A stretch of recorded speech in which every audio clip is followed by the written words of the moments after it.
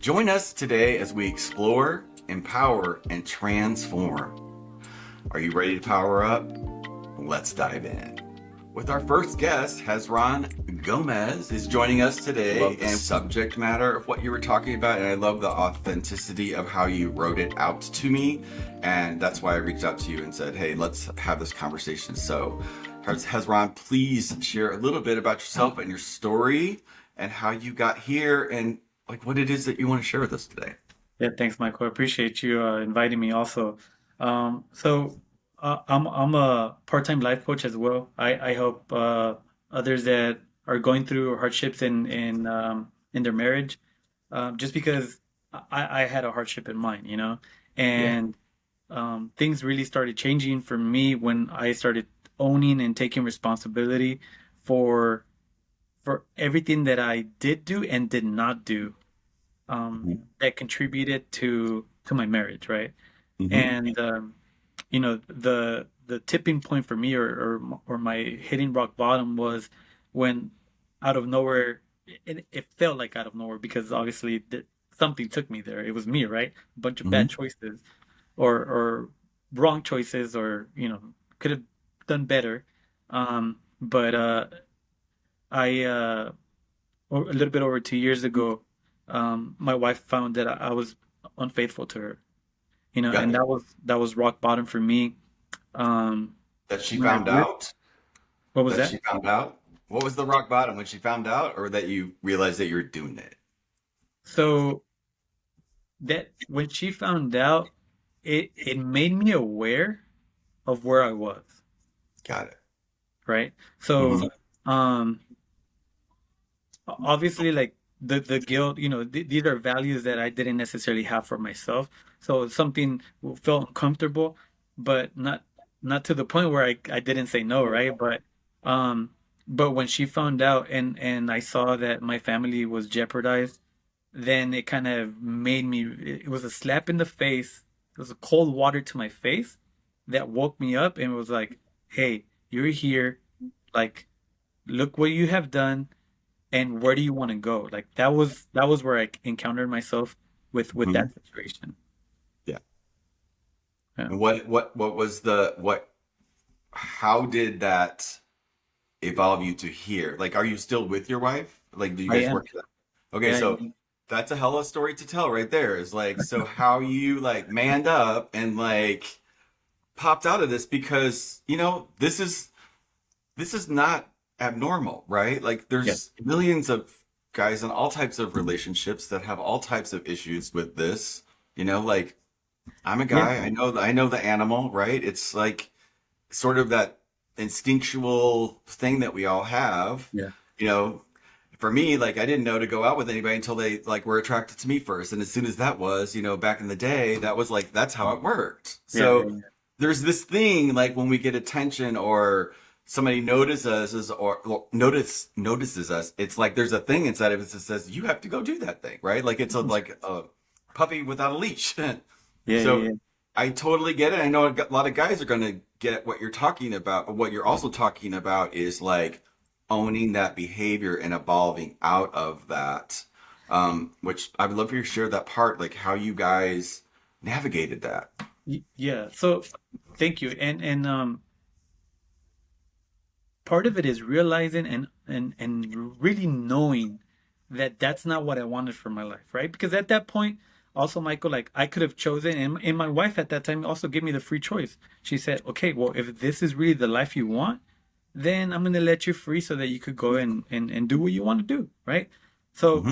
um, it was one, me realizing that that's really not the path that I wanted to take, right? So if we have other men that that is what they want to do, then that's a choice too, right?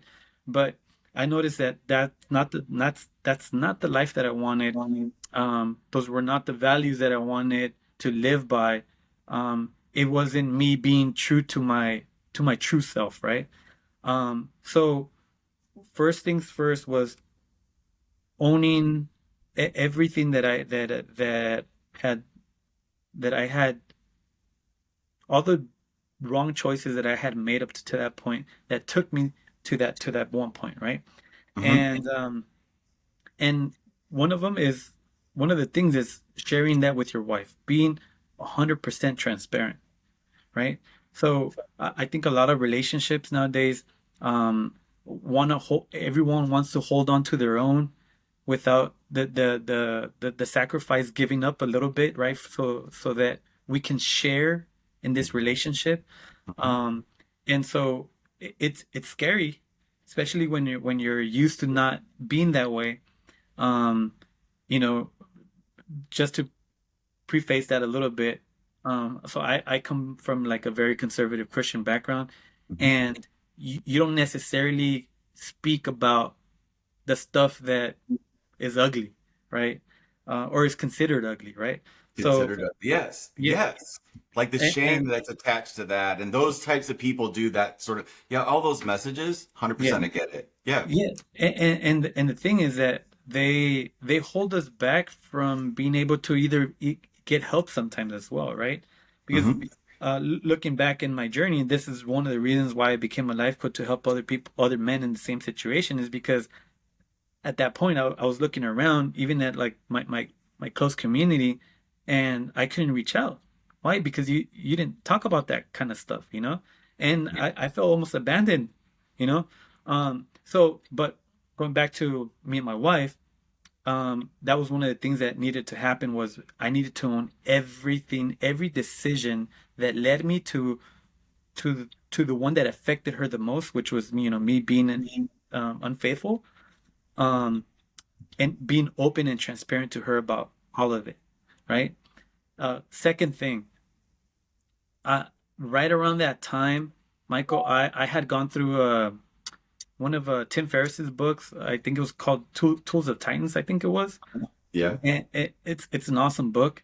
Hmm. And so what he does is he interviews, like, you know, top notch people in all sorts of industries, and just people he wants really some advice from, because he's wanting to see what he could do after 40, because he Hmm. hit 40 and didn't know what to do. And so the response from half of the people to the what it was a question is like, what's one thing that you're doing nowadays that um that's most affected your life in a positive way or something? I think that was the question.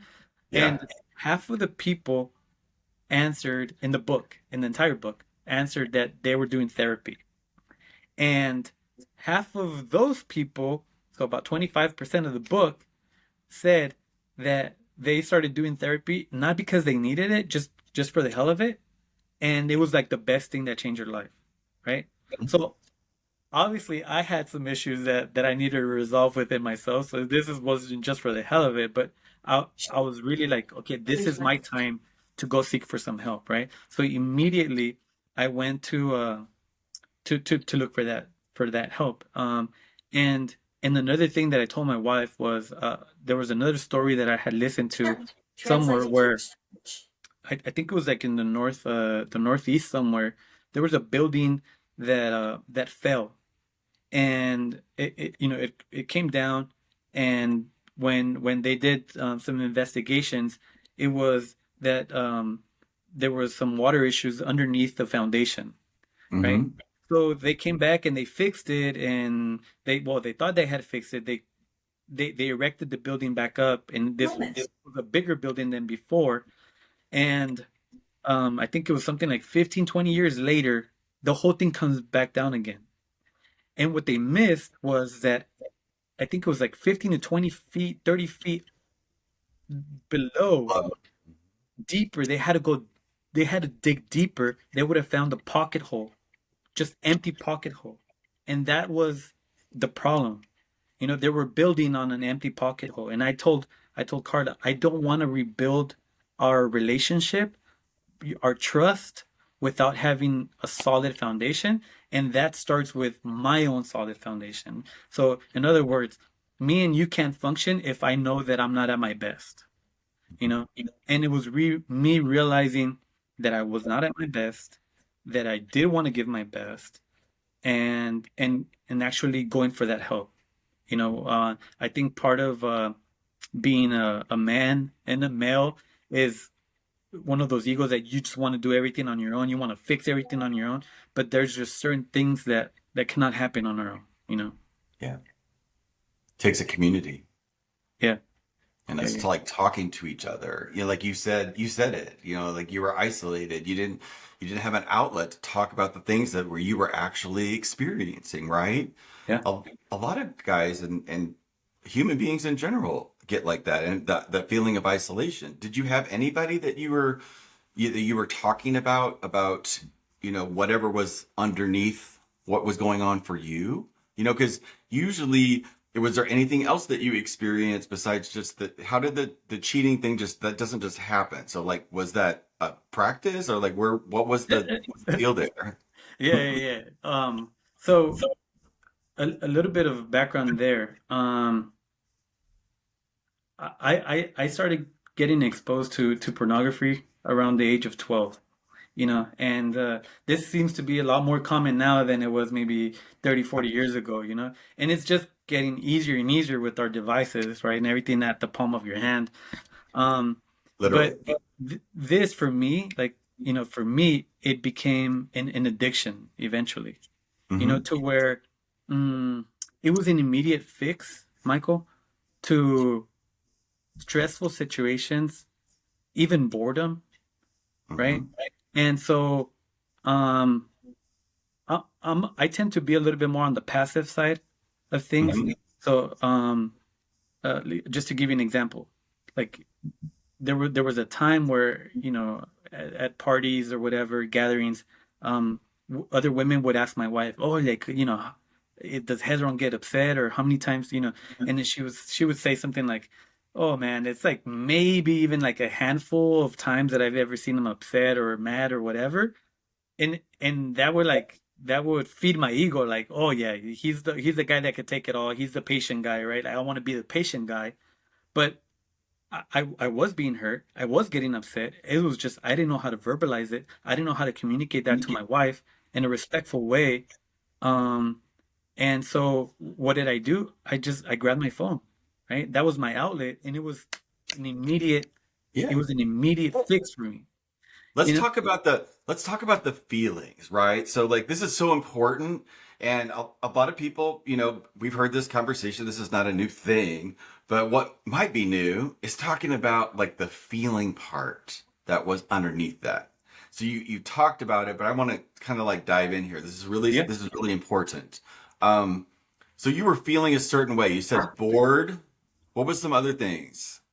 So boredom was, not that wasn't created necessarily by my relationship, but what did come from the relationship that would make me go to it was stress.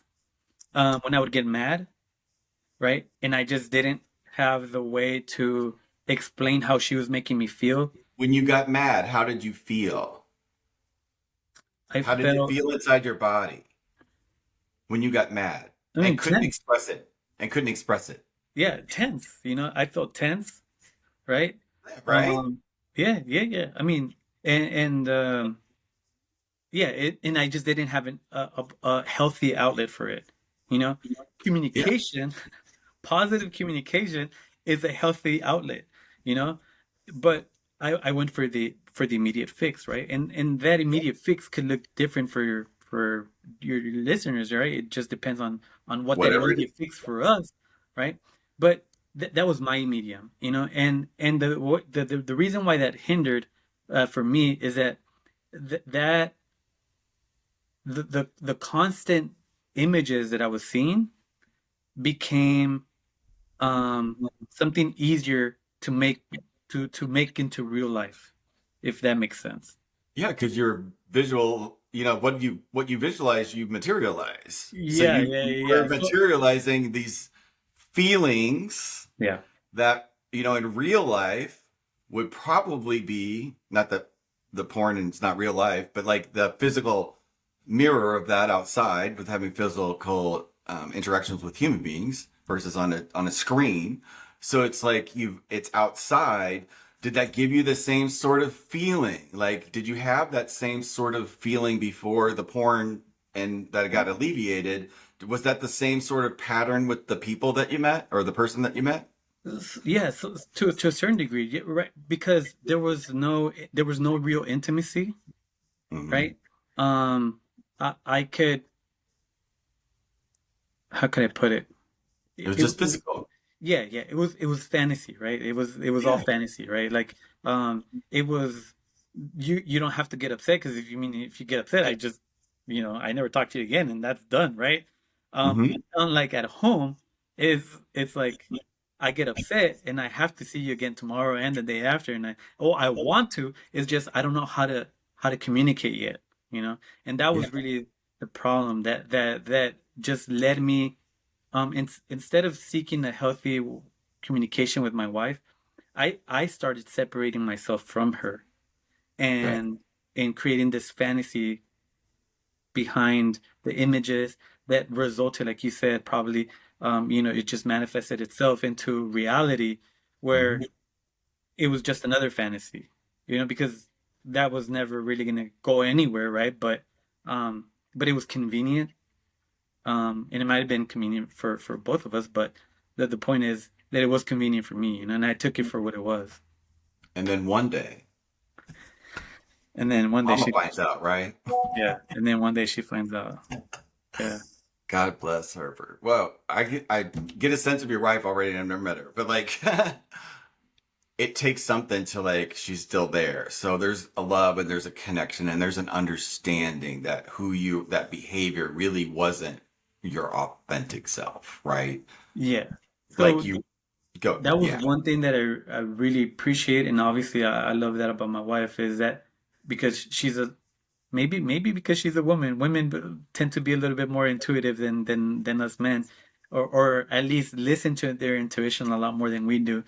yeah, Uh, I think she knew that that wasn't who you her were. real husband, the one that she married, and she knew that I was in there. It was just there was a lot of crap on top. Yeah. And so we had to work through the crap together. How did you do that process? Did you have a structure? Like what was your journey of the day she found out to where you guys are at now? Like what does that look like? How do you keep that in your life, that level of communication, and not revert back to, those egoic pulls that we all have as human beings to do the things that, at our core level, it just wants us to be lazy and comfortable and, like scoot through life. Yeah, But if you ever want to evolve or expand, which a lot of us have the feeling and pull to do now, especially after for me, it was the pandemic. Like we're all moving into this grander version of ourselves, yeah, and the purpose, and that's why we're having this conversation right now, is because you're shifted into this purpose and you're now wanting to share what you've got. You like the problem that you had, you yeah, now have a solution, yeah, you're living it, and you yeah, want to share that solution with other folks, right? yeah, yeah, yeah, yeah, Okay, totally. well, And share a little bit so about that, like how that arose. so we got to realize that there's a lot of energy going on within us, right? And so these emotions that you were asking about, right? Like me feeling upset, disappointment from something that she didn't get, the sadness that might have come from some conversations too. All of that, it's energy that needed to go somewhere, right? So a healthy conversation is one way of getting that out. Hmm. So uh, I got two probably things that, key takeaway maybe for your listeners that could come from this is one, um so hand in hand with this unfaithfulness, um and and the the physical part of being unfaithful was just part of it, right? There was another part is just me, like, really seeking other people's attention, in social media and this kind of stuff, right? So that's, it wasn't physical, but it was still me looking for attention that I wasn't getting at home, right? But all this energy needed to go somewhere, and I was just letting it out in a very kind of unhealthy way, right? For myself.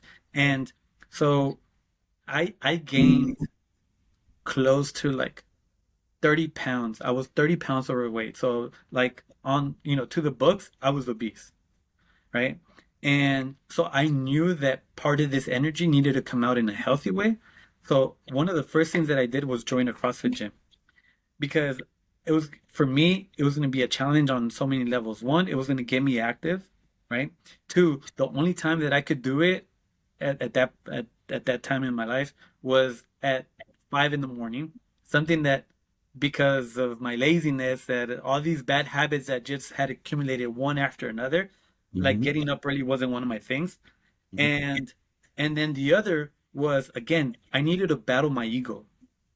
And what happens in a CrossFit gym is you have well, as a dude, right? As a guy, I have shorter classmates that are women that are lifting, 20, 30, 50 pounds more than I am, right? They're faster, they're stronger, and I need to get outside of myself and just remind myself, hey, don't compare yourself to her or to anybody else in this gym. You compare yourself to yesterday Yes. and see how you're doing from yesterday, Oh, right? that's really brilliant. Yeah, but it was Yeah. hard. It was hard, and I noticed that, like, obviously, like, the one of the biggest problems was my ego, right? So I needed to get my ego under submission, right? I needed to understand that. So that was one of the things, and up to this day, like, physical activity, resistance training, all of that is part of my daily life now, because there's so many benefits for mind, soul, and body, like, that come from activity, right? Yeah. And so number two, prayer and meditation. So for me, those are two separate things. For some of your listeners, it might be the same thing. But I had missed that. Like I shared with you a little earlier. I came from a Christian background, but, like, the prayer was gone. It was non-existent in my life. And Yeah. to other people in my community, I looked like the guy that prayed every single day, or I sounded like one, or I looked like one, but I wasn't. Like, in my home, in my intimate life, it was non-existent. So I knew that I needed to bring that back. And then meditation, or I like to call it awareness exercises, because some people trip out on you know getting somewhere in meditation. And to me, that somewhere is just really being aware of, like, one thing me and you were talking about, before we started the podcast, was the different voices that we hear in our heads, right? Yes. Yes. So meditation, the practice itself, it allows us to quiet everything down. It allows us to tune everything out to the point where all you hear is your true voice, Yeah. Yeah. right? And Over time. it's so important for people to hear their true voice. Not the one that wants immediate fix, not the one that's fantasizing about what's going to happen tomorrow, but your true voice right now, right? Yeah. And because of how fast paced our life is, a lot of us are missing that, you know? And so I needed to understand when my ego was talking and when I was talking. Okay. How did you do that? Because that's the crux to life, right? So for people listening, when we're talking about ego, we're talking about that pull or voice or thought, like it's really the thought is what it is. And then we react to the thought like it is real and we go do it. Like it's just like there's not really a bad intention. It's not like you see a thought and you go, oh, that's a bad thought. Let me go do that bad thing. We Yeah, don't think like that. We're yeah, like, oh, that thing, that would bring me comfort and joy in this moment. And yeah, like it always is the voice that wants you to sit down and pat your head and just stay over here, stay comfortable at all cost. Don't feel anything because it's that voice, that thing that pulls us. Don't get up at 5 o'clock in the oh morning. yeah, Don't do CrossFit. Don't meditation. Oh my God, you want to sit still? You don't want to hear me? Like it's an entity that's yeah, in us. yeah, So like what you're talking about is evolving out of that and listening to, because we do have a higher voice yeah, that is accessible through practice of meditation. Is one of the best and most effective ways that I've ever known to do it. I do it as well.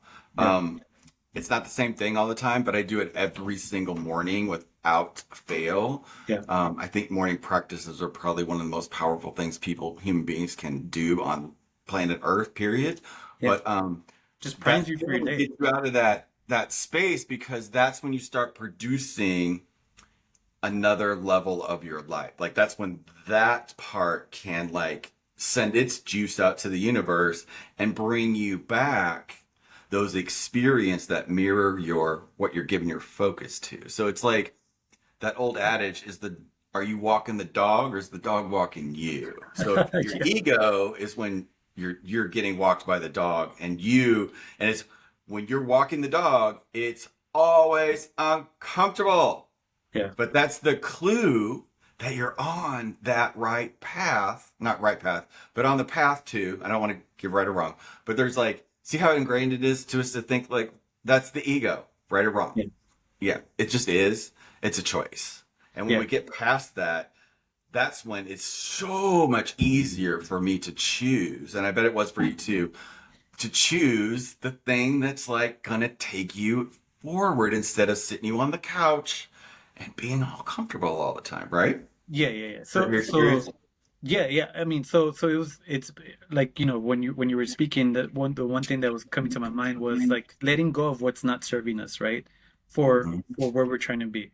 And the ego, like you said, is wants an immediate fix. It likes pleasure, it likes comfort, and it's not bad because it's really trying to look out for us, right? Like it's trying to look out so that we're not stressed, so that we're not in fear. Like it's just really trying to keep us super comfortable, right? Um, and but I realized that comfort was killing my marriage and it was destroying my Really life. everything. So at this time, like I went for everything that made me uncomfortable, you Mm. know and and then what you do is what you learn in that process. You learn what's going to work for you and what's not going to work for you, you know and you could let go of some stuff that even might, everybody in Instagram is preaching about, it's working for your best life, but it might not be working for you, so you just let it go, right? But for me, um meditation was one of those things where I could quiet everything down, so I could distinguish now the voices, right? And at the same time, I could focus, like you said, that this is a big key. Focus on what I did want, right? So I started visualizing how in a more empowered, more mature, stronger, more brave Hezron can look like in my marriage, right? And What did you so see? Like, what did you see when you were visualizing? yeah, so one You're thing, visualizing something that's not there right now, yeah, right? But yeah, you're seeing it on top of whatever you're perceiving. yeah, So this is another like rubber meets the road moment. yeah. So whenever what were you visualizing? So, for example, a conversation, because conversations are a big deal for me. I keep bringing conversations up, right? Because in the past, when my feelings would get hurt or I'd get upset or whatever from these conversations, I would stay quiet, right? So, one of those things that I was able to see before it happened was me having an a respectful response to my wife as to how she was making me feel with whatever she was telling me, right? So this was not me blaming her, right? That she's mean or that she was trying to hurt my feelings, because she's my wife. I know she loves me. She's not trying to hurt my feelings. That's the other thing that we got to remember, is that we're on the same team, right? When we tend to forget that, all of a sudden we feel like we're in opposite teams. So one, keep that in mind. We're on the same team, and then two, since she's not trying to hurt my feelings, I got to let her know how I'm feeling, regardless of whether that was her intention or not, right? And there was a couple of times, Michael, where uh, you know now that I'm able to do this, where she caught herself and she was like, "Wow, I'm upset at you too, and I was trying to hurt your feelings, and I'm sorry." Dude, I had never heard that from her, like saying sorry for trying to hurt my feelings, but seeing that come from her just made me respect her and love her that much more, because she was owning her stuff too, so it just really opened up a really healthy communication. But since that didn't exist in my life before, it first started happening during these quiet times where everything was out of my mind and I could totally focus on who I wanted to become, right? And that's helped who I've become as a husband, as a father, as a business owner, every area of my life. So like meditation is a super powerful tool for anybody that really wants to become more than where they're at right now, you know? How do you guys maintain where you're at now? So everything is still flowing, still communicating. Like, Yeah. if I'm doing a couple coaching thing, I'm always like, you guys got to plan a date night every single week just to go, hey, is there anything this week that happened that's like, hey, you looked at me funny on Tuesday. Did you like, was there like, you've got to like create that space to cause the disruption because it just like life just sort of happens, it's like you take the kids here and you got church here and like you've got these events and it just becomes like a role if you don't like interrupt that on purpose to create that time. Do you guys do that? Do you create time just like it's just you to share and We do. And it's like sacred time for us. Like we need to have it because it's super important. One of the things that led me, I guess, to to want to hide with all the problems that I had before was actually one thing you mentioned when the kids came into play, right? We have three kids. Um, all of a sudden, it's not just me and her. All of a sudden, she's just not mine. And when you don't take the time to really think about the different stages of life and plan those out too, yeah, then life just happens, right? And you don't know, you're not dealing with it. You're being walked by the dog, dog. right? Yeah. So Wow, I never thought about that way. I bet a lot of people like when you found out you were having children, you got the 9 months, but I'm sure that most people don't sit around and just talk about it. It's like, okay, we're gonna have a kid here. We got to negotiate how we're going to like stay, a couple and have all of this stuff. Most people don't do that. They go straight into like all the focus is on that baby, right? yeah, exactly. And they're out of the picture when without them being a cohesive unit, like the writing's on the wall. Yeah, yeah, yeah. I mean, Writing's on the wall. and that's the thing. That's part of like not asking for help, right? Or Mhm. and I don't want to, there's nobody to blame, right? But our No, like our parents, they were doing now the that best I've job become a that they parent, could. it's like, Our parents were doing the best job they could, yeah, yeah, and they yeah. passed along some Yeah, really. yeah, yeah. And that's the thing, like, like one of the things is like how much like now I'm dealing with my kids, right? And one of the questions that come to my mind is like how much advice do I give them and how much do I let them learn on their own, right? And that's not an easy answer to I mean, that's not a easy question to answer. So, but where I'm at right now, it's like I give all the advice that I can and hopefully they pick up on whatever's going to serve them because the lack of advice creates problems too. And one of those things is like, okay, I'm at this new stage, and so the kids were part of it too, where I felt like they were robbing me of my wife, right? Yeah. And she's an awesome mom, something that I really wanted in a wife as well. Like even I knew eventually I wanted a family, so I wanted a woman that was going to be an awesome mom. She's an awesome mom, but here now I'm getting upset because she is an awesome mom.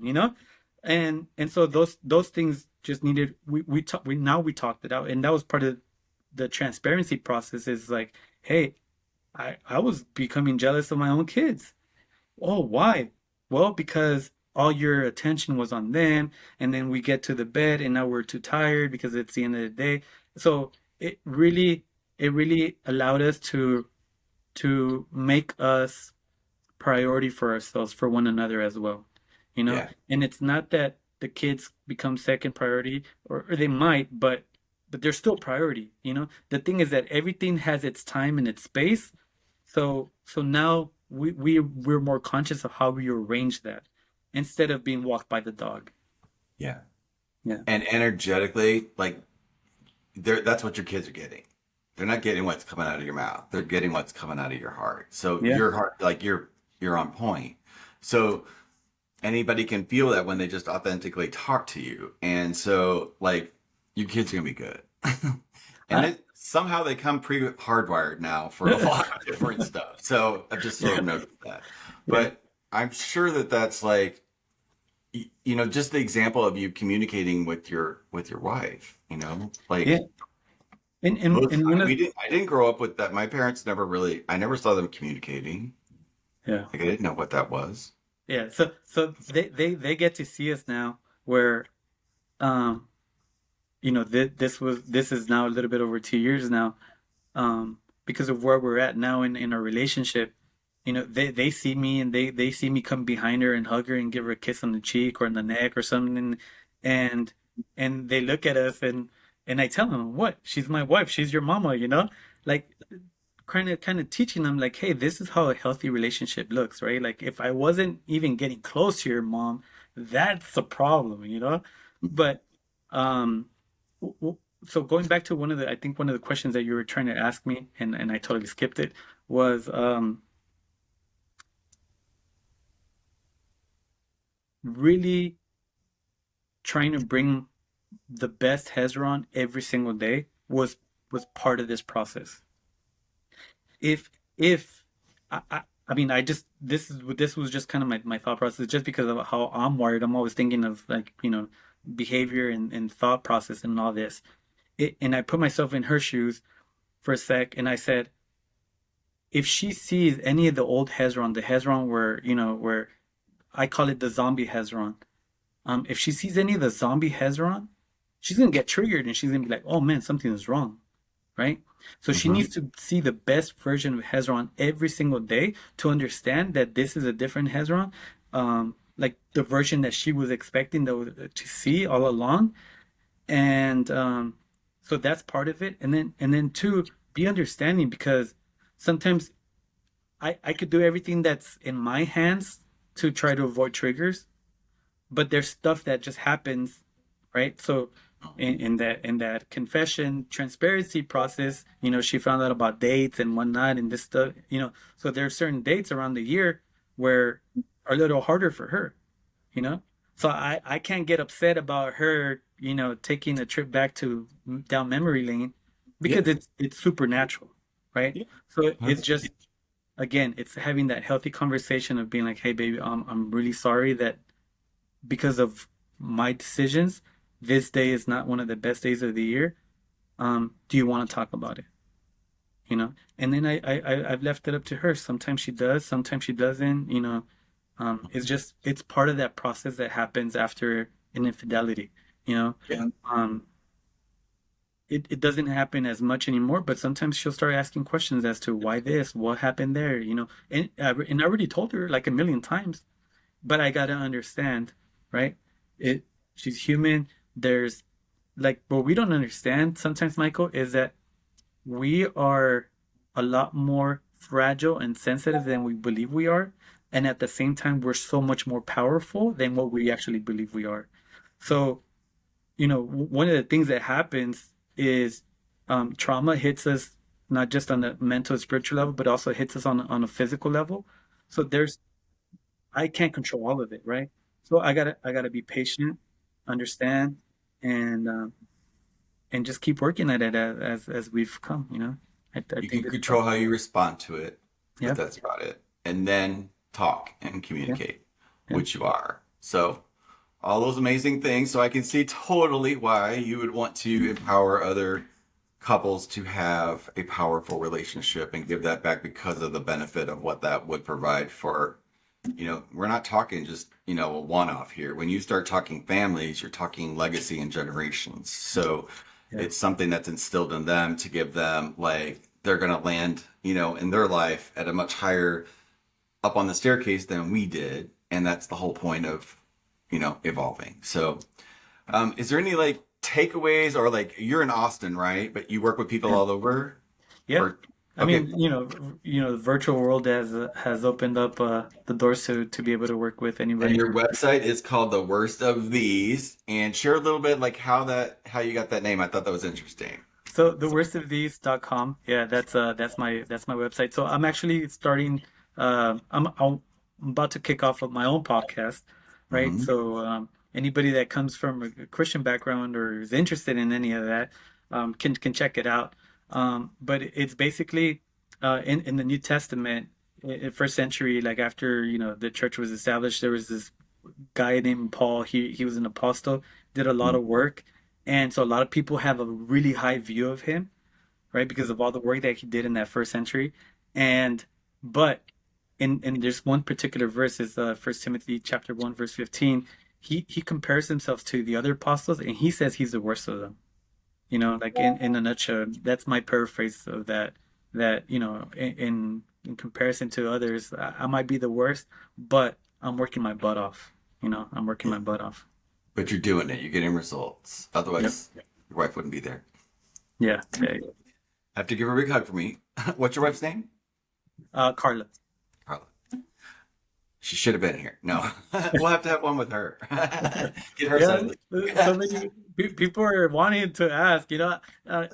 And maybe one day I'm sure she'll be ready. But like right now, I've talked to her about it because I have been asked before, and she says she needs a little bit more time still. Well, I love it. I got a ton out of our conversation today. It was really enlightening, and thank you for sharing it with us. And Yeah. in the description box of wherever this goes, I'll have all of your information in there that people can reach out and connect with you. Thanks, Michael. I You appreciate you. bet. You bet. You bet. Hope you guys enjoyed this conversation. Like for me, this is really empowering to talk about, relationships that we're all, most of us are in some sort of relationship. And in the bigger picture, everything's a relationship. We're just relating to life and how the feedback that it gives us. And I love Hesron's example of he didn't like the feedback that he was getting and he did something about it and changed it up and become who he is today. And thank you so much for sharing that story with us. I appreciate it. And if you guys listening, hope you got tons of value out of it. Share it with all your friends. But we will see you on the next one.